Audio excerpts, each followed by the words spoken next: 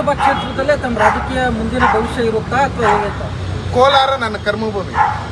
ಕೆಲವರು ಯಾರ್ಯಾರೋ ಸುಮ್ಮನೆ ಅವಾಗವಾಗ ಓಟ್ ಬರ್ತಾರೆ. ನಾನು ಹುಟ್ಟಿರ್ತಕ್ಕಂಥ ಜಾಗ ಕೋಲಾರ ಜಿಲ್ಲೆ ಆಗಿರೋದ್ರಿಂದ ನಾನು ಬದುಕಿದ್ರೇನೂ ಅಲ್ಲೇ, ಸತ್ರೂ ಅಲ್ಲೇ, ನಮ್ಮ ಜನಗಳ ಜೊತೆಲೇ ಇರ್ತೀನಿ.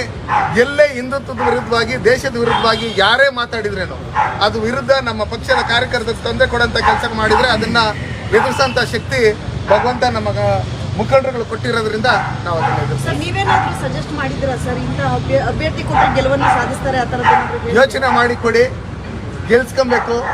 ಗೆಲ್ಲಂಥ ಅಭ್ಯರ್ಥಿ ಕೊಟ್ಟರೆ ಅವ್ರೊಂದು 50% ಇದ್ರೆ ಇನ್ನೊಂದು 50% ನಾವು ಎಫರ್ಟ್ ಹಾಕಿ ನಾವು ಗೆಲ್ಲಿಸ್ತೀರಿ ಅಂತ ಹೇಳ್ಬಿಟ್ಟು ಹೇಳಿದಿರಿ.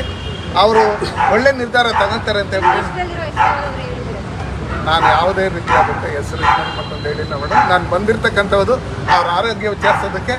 ನಮ್ಮ NDA ಮೈತ್ರಿಕೂಟದ ಭಾಗವಾಗಿರ್ತಕ್ಕಂಥ ಇದರಿಂದ ನಮ್ಮ ಎಲ್ಲ ಕಾರ್ಯಕರ್ತರ ಒತ್ತಾಯ ಇತ್ತು. ನನಗೂ ಅವರ ಆರೋಗ್ಯ ವಿಚಾರಿಸಬೇಕು ಅಂತೇಳಿ ಇದರಿಂದ ನಿನ್ನೆ ನಾನು ಶಿರಡಿಗೆ ಹೋಗಿದ್ದೆ. ಬಂದು ಅವ್ರ ಪ್ರಸಾದ ಕೊಟ್ಟು ಅವ್ರ ಆರೋಗ್ಯ ವಿಚಾರಿಸ್ಕೊಂಡು ಹೋಗ್ತಾ ಇದ್ದೀನಿ.